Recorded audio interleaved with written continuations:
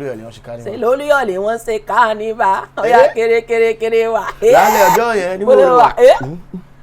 Ó ti tó ẹ mọ́ jòpá. Okay, all right, ladies and gentlemen, welcome back to the Nigerian Hustle. And today, music make people like me happy, but I guess what I need to find out is the people that make music, are they actually happy? I mean, is it possible to make music and not be happy? Well, my guest today is someone who is an octopus. I mean, she makes music, she makes films, and what else does she do? Oh, she's an hype man. Or is it hype man now? Should I go ahead and introduce myself? You've already spoken, so what do I do? Okay, hi guys, my name is Mayjai. Okay, Margaret, aka Mayjai from Mayjai Studios, and a lot of things, a conglomerate of talents basically. I do a lot of things. I produce, I mix and master songs, I record people, I edit videos, I do graphics designs, I do live band music in case you have music for every occasion of your choice. I sing, I dance, I act, I write, what have I not said? You do podcasts? Yes, I do podcasts. So I do everything. So the intention is to come and collect my job? Where? If the job is there. Okay, so straight up, one of the things that I find, I know you at least a little from way back, at least, that I can boast of, but you never blow, just like me, I never blow. I don't blow. I don't blow, guys. I don't blow. No mind this guy. You were saying? Okay, so straight up fundamentals, music fundamentals. How much of music fundamental do you have before you from school, from your childhood? How much of music fundamentals did you have before becoming who you are today? None, if I'm going to be honest. Okay, I would say maybe from listening to my popsies, what do you call that? Record, vinyl. That with Oliver the Cook, the Osadebe, the Oriental Brothers, the Ebenezer Obey, Sonny Ade, and then my brothers. You know, I come from a very large family, and I have really older siblings, basically, and they listen to all this Celine Dion, all this back in the days of what's that song again?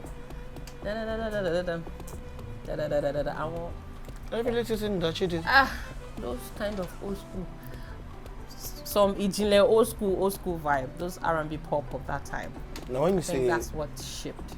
When you say Ijinle old school vibe, how exactly do you mean? I mean, to somebody born in the early 2000s now. 80s. 80s. I'm that old. Yeah, I look younger than my age. I know. 80s.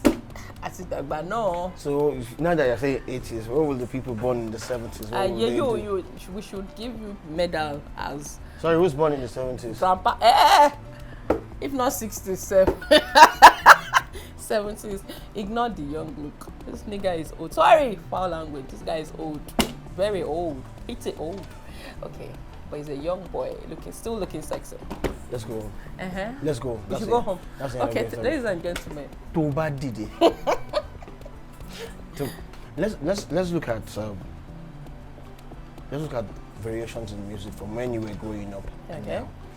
If you put your eyes into, if you can cast your mind way back, what was music like then and what is music like now? Is there a difference? If there's a difference, there's a huge difference. So what are those differences? Where do I begin? Somewhere start. In terms of versatility, back then and now, they had more vibe. Like then, you could just listen to Oliver the Cook and be all over the place. You would hear a bit of R&B, a bit of high life, a bit of pop, a bit of Afrobeat, everything mixed in one. But lately, you just find people sticking to one genre, one particular style of music, and that's it. You hear this one come up with a vibe and say he's singing Afro-Indian or Afro whatever. You hear this one singing, but meanwhile then, somebody will play a string, tan, tan, tan, tan, tan, tan, tan. That's Oriental Brothers. If I pick that sample, I think that's what Charlie Poppy is trying to do now. He's picking all these old samples and bringing them back. Is it just Charlie Poppy? I feel that Burna Boy is a master sampler around. Which of the songs did this sample? That Tony Tony Braxton. That's yeah, just it does. one. It does. No, it also did. I was listening to a couple of there was a couple. I saw a video before coming here today, where at least 2 or 3 of his songs were actually sampled. Well, from Most samples. of his songs were. Even this other song, this popular one, also had a bit of sample from Which one? Jeremiah's birthday. Yes, birthday yeah. blip. He paid really. But that's what I'm saying. They're stuck to one genre. If you listen to songs like that, okay, he's stuck to just picking samples from.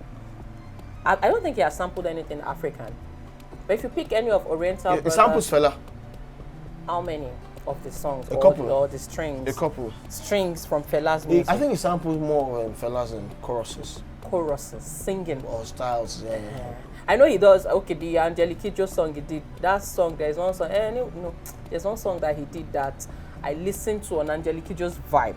He samples the pattern, the song, but not the strings, not the.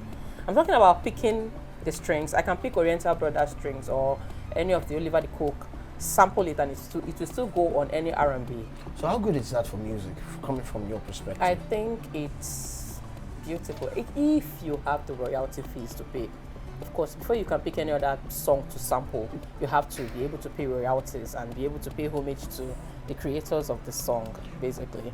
But say you want to sample, if you don't know how to sample, and you just pick directly and put there. Oh yeah, okay. Slam, then go slam royalty bills on you. You go no. But there are ways to go about these things that you can work. Okay, so let's leave sampling, Okay. who samples, what you pay, how much you pay, and all the rest. Okay. And let's come to Margaret. Okay. I'm almost like spewing out your surname. That's fine. Should I say it? Okay. Continue. Go ahead. This is what over familiarity causes. You know, he knows me too well. Stick to Mayjai Studios. Hi guys, I'm Mayjai from Mayjai Studios. But you can call me Margaret Osuji. What's it, lover? Okay, so let's talk about how your journey into music started, music and performance basically, and then how did that journey start for you? Who were your inspirations, your biggest, your smallest inspirations? Some people will say they inspire themselves. Some people will look at and say, oh, this person did it for me, that person did it for me. And then for some people they pick inspirations. If not self-inspiration, I didn't inspire myself. Well, let's not lie. Hey, the one person, I don't want to be limited to that because a lot of people inspire me, but the one person that I know that has that's a very big influence. That's Angelique Kidjo. I don't think anybody can take that from me. Angelique Kidjo and Salif Keita. I don't know. There's just something. Hold up. Were you in our production of Salif? No, I wasn't. But you saw it. I saw it. Okay. And that what's that? News Pabuge. Oh my goodness gracious! Lord have mercy on me. This News Pabuge. It entered my spirit, and I went to go and look for that guy's album. Then we managed to grab Bajo's laptop, and I stole. Oh, you stole my partner's. Okay, he's listening. I don't know if he's listening, but I stole all the files on the laptop. All the Salif Keita. Oh my goodness. Bambama, Isundo. Everything. For Angelique Kidjo, ever since I heard Wombolombo, Orio, Olajumoke, something about that particular woman, right from then till now. Could it be the voice? Could it be? I think it's the voice and the style. I'm a dancer. I love dancing. I've never seen any of her stage performances that she does not dance. Even till now, at her age, she's a wild performer. She's everywhere on stage. Like the energy to sing and dance at the same time, and still leave room for strings to play, for strings, for drums, for instrument. Like she leaves the room, the whole of it, and then she just goes She goes all out, basically. Oh my goodness. So you pick some of the people that I super love, and that's Angelique Kidjo, and then you mentioned Salif Keita. But that's not all, but I'm just saying the. Okay, so let's look at you said you can you narrow down some of the things that you find inspiring about Angelique Kidjo, and then move from there to Salif Keita. Okay, Angelique Kidjo, everything, her swag, Yeah, she got swag. She does. With the look, like Punk back then. you need to. The time I cut my hair, you don't. She inspired that cut to that particular haircut where I did that punk and everything from way back. Her swag, her style, the way she mixes Ankara with. She has a way of blending Ankara with. Western, she westernized Ankara, so she westernized the African traditional wear with the Western. Then she has this unique voice. You cannot. I don't think anybody can sing Angelique Kidjo and get it. Like you can, I can mimic voices, but Angelique Kidjo has this draw. I don't know, maybe it's because of the language, the Yoruba language, but she has this. You know, she's from Wida. And their Yoruba is not the same kind of Yoruba you find in southwestern Nigeria. So there's it's been the Yoruba evolved. I think I should say that, and she's been able to. I think she's been able to encapsulate that, and then use that completely in her music, and it's been working greatly for her. So that's one. Is there any other thing about Angelique Kidjo that you'd like to delve into? Our stage presence. That's the most important part. I think that when I'm on stage, even I do live performances these days, and when I'm on stage, I just like to imagine Angelique Kidjo being on stage, and I just go wild. That's if I'm not singing R&B or, most of the live performances I do, I sing R&B, but when I go into pop, I just go all in. If it's a big gig, just want to carry the crowd around. She does that thing that, and she has a way of commanding respect on stage. When she's on stage, she's on stage. You just said something about carrying the crowd along. Yeah. You mentioned two that I find very interesting, actually. You said stage presence and you said carrying the crowd along. So for me, who I've never, let us assume that I've never had any experience with stage performances, either as an actor or as a singer. Okay. So what does it mean to carry the crowd along? And what is stage presence, and how important is it in carrying the crowd along? Okay, stage presence is you coming on stage and taking, like, people knowing that there's somebody on stage. Like, you don't walk in and you are like, okay, hi guys, you are on stage and you are coming from backstage and you are announcing yourself like from backstage. You take it. I watched one video where she just, hits the crowd from the back. She just sang that thing and everybody was like, "Woo, that's the voice we know." And then she just walked in with that flow. There was no bodyguard, but you could still feel that there's somebody on stage. And then you are now singing again, and then you have a part where you hype people. Like, people understand that not everybody can connect to your music. It's Angelique Kidjo. It's not, she speaks most of her language most of the time. She doesn't sing in English all the time, but she has a way of carrying even foreign crowds. In between, she just goes, yay, hey, come on, do this. Yay, they hype. Let me be a little patronizing here, if that's what some people will call it. That Yoruba Uwambe high energy vibe. That's the word. That's the word. When you hype people, like when I go for all this, the jumps I do, I don't do that. I just hype a little. But when I go for wedding parties and all of that, when I'm invited for a gig like that, I know that in between it can get boring. People will listen to Tungba, people will listen to pop. When it's time for pop, switch it up. Don't just go there and start singing all the hype them a bit. Italawa, body jaw, that kind of. You say give them. By the time they stand up and they feel it, you carry them along for a while, then you hit your song again. So that means you do everything is go. You have to. So do you also do something like is it one for the iPod, one for the DJ, one for the anything that works for the crowd? Like, I was performing at Golden Tulip the other night, and all of a sudden I just went, the guy playing the keyboard, then I just mentioned his name and I was like, oh yeah, let's go. Once you say they understand that it's okay, kiski, I'm not gonna lie. Somebody came. Can we continue? There was no go-go. There was nothing. The performance was dull, and I felt like, okay, we need to hype this up. And we entered Kikiski, and somebody came from upstairs.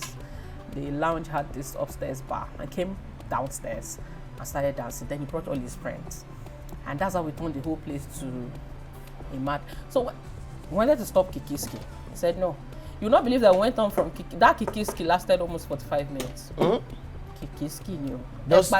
Okay. Kikiski. People like to be carried along when they sing, and that's the fun in music. You don't just understand that R&B is cool. Fun in music or fun in live music? Live music. In music too.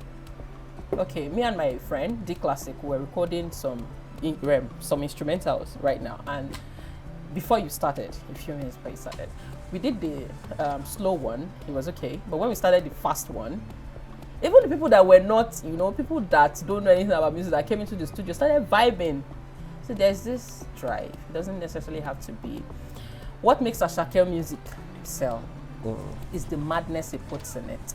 R&B is sweet. I love R&B. I do R&B.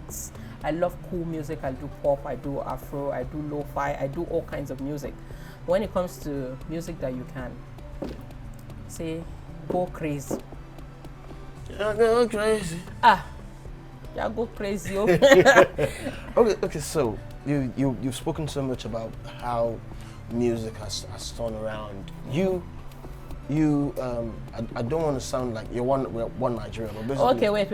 You asked the question before. You said who inspired. I said Angelique Kidjo is number one, but there are others. I was still coming to that. That's okay. what I'm doing. Okay, so but since you brought it back, I wanted to pick on someone else, but let's talk about your other inspiration. I do the kind of music I do. You will find a lot of slows.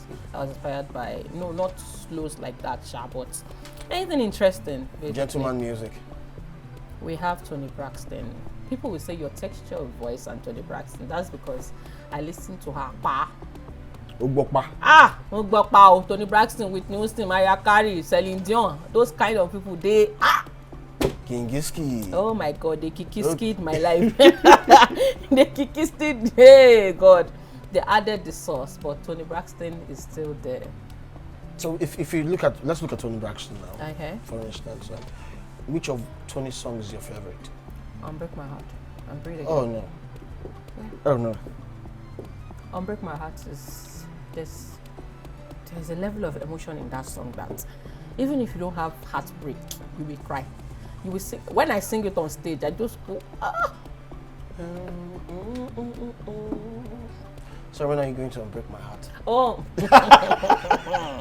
Wahala. Okay, so we have Angelique Kidjo, we have Toni Braxton, and these the only ones. No. Celine Dion. What? Shania Twain. Should I go on and own? Otito. Kima Solo. Otito. Who is that one that sang? What's love got to do?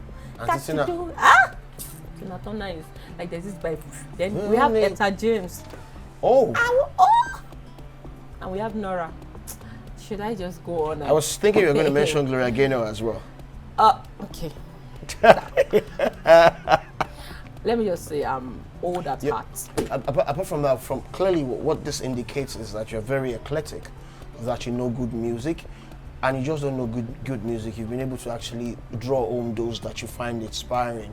I guess you were able to early enough understand yourself, understand your ability, and then you were able to evolve and run with it. Okay, so let's talk about the town that you live. Okay. It's like you spent almost nearly all of your life here in Ibadan. Yes. Yeah. Born and bred. Born and bred. So who buttered you? Papa. Okay, Mama born me. Papa buttered me. So Ibadan is actually rich in culture and sound. Okay. That is clear if you know Ibadan. But there are challenges too like that. Like we never reached there. Okay. We never leave Mokola. So let's not talk about the challenges in Ibadan. We're still going to get there, but we all know that Ibadan is actually is rich in culture and sound. Yeah. And when you look at all of those things, you would hardly find anyone. If you're in music, if you're in the arts in general, you find that you are consistently, or one of your point of inspiration comes from your from your environment, your locality. Yeah. So let's look at the richness of Ibadan in terms of culture, in terms of sound, and how does these local elements how do they influence your work, both in studio work or in live performances? Can we find any of Ibadan? Yes, we can. Ibadan a lot of them. So when I started doing live, when I opened my studio, when I thought of starting my studio, I was just like, okay, I'm gonna do what Don Jazzy does. Basically, you sit down, cook some, bang bang, and record artists and do all of that. I thought it was good. That's how it should be. Of course, Ibadan can be crazy like that until I started seeing artists coming to the studio, artists that want. When you are singing or when you finish cooking video, now ask, don't you have gangan? Because the gangan abi agogo no ni any. Fagogo si. Fagogo si. You say we go down do get to. I want pop beats here. You go down do. How will agogo fit into that? You add shekere. You have to add shekere. If they don't hear, they've not listened to the music. I don't want to know the music. Whether it's R&B, you will put shekere inside it. So Ibadan. Then when I started singing live, I used to do blues and pop and Niger pop. And then you hear some people say, okay, like I was performing a few weeks ago, and I was on stage singing blues normally with D Classic, my keyboardist, my partner basically, and we were singing on stage. And somebody asked the manager to come and ask us, when are you starting the music? Yeah. When are you starting? Money, what's the music you're asking about? Money, that kind of thing, and you'll be like, okay. So do you let me? I have a friend who, if you see him, if he's sitting here now, you would never believe he could sing a line of Fuji. When this guy voices Oshupa from Oshupa to Obesere to you find a lot of them in Ibadan. So can you right now sing from Oshupa? Ladies and gentlemen, let's not lie you. I'm still finding it hard to sing all the Oshupa. I want you. So which one? Oluyole wọ́n say carnival. That's possible. I want a carnival. I want a carnival. But that's a book in Ibadan. You go on stage like it's live band. No, wait. I'd like you to take that again. Oluyole wọ́n ṣe carnival. Say Oluyole wọ́n say carnival. Oya kere wa. Lálẹ́ ọjọ́ yẹn ni mo rò wá. Ó ti tó ẹ mọ́ jòpá.